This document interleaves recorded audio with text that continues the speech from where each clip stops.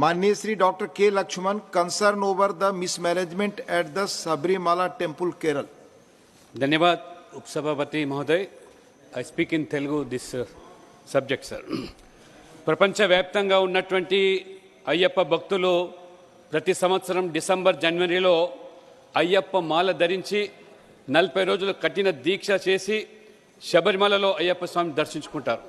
ముఖ్యంగా తెలంగాణ, ఆంధ్రప్రదేశ్, తమిళనాడు, కర్ణాటక, కేరళ నుంచి లక్షల సంఖ్యలో అయ్యప్ప భక్తులు మాలదారులై నిష్ఠతో శబరిమలకు వెళ్తే అక్కడ ఉన్నటువంటి ప్రభుత్వం కనీసమైనటువంటి సౌకర్యాలు కల్పించకుండా ఉదాసీనంగా వ్యవహరించి ఆ భక్తులు పడుతున్న అగచాట్లు ఇవాళ వర్ణనాతీతం.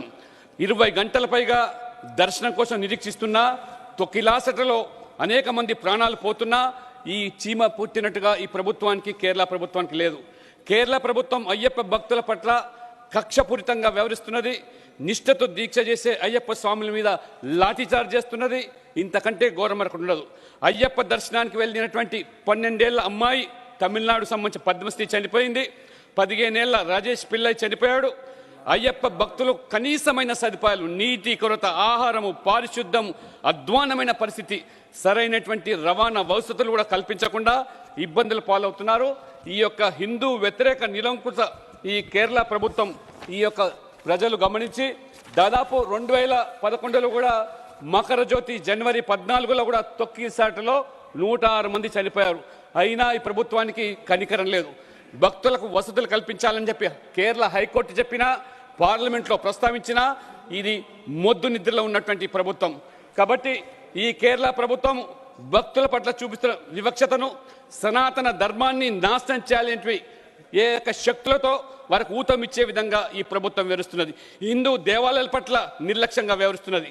గతంలో కూడా మొఘలులు, తురష్కులు, మీర్ కాసిం, ఔరంగజీబ్, మొహమ్మద్ గజనీ వంటి అనేక మంది దురాక్రమణదారులు సనాతన ధర్మాన్ని అంతం చేయాలని చెప్పి చూశారు.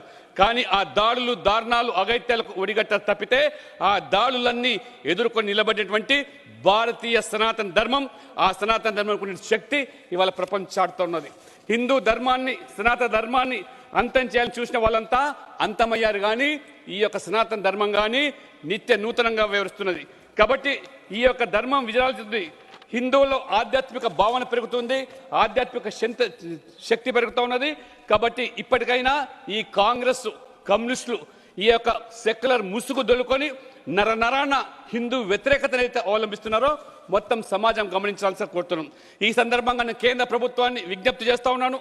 వెంటనే జోక్యం చేసుకొని సెంట్రల్ ఫోర్సెస్, సిఆర్పిఎఫ్, ఎన్డీఆర్ఎఫ్ అదనపు బలగాలను మోహరింపజేసి ఆ భక్తులకు కనీసమైన సదుపాయాలు కల్పించి ఆ రకంగా భక్తులను ఆదుకోవాలని, ఆ విధంగా భక్తుల యొక్క భక్తి శ్రద్ధలతో, నిష్ఠతోని చేపట్టే దీక్ష కూడా ఈ ప్రభుత్వం సహకరించాల్సిన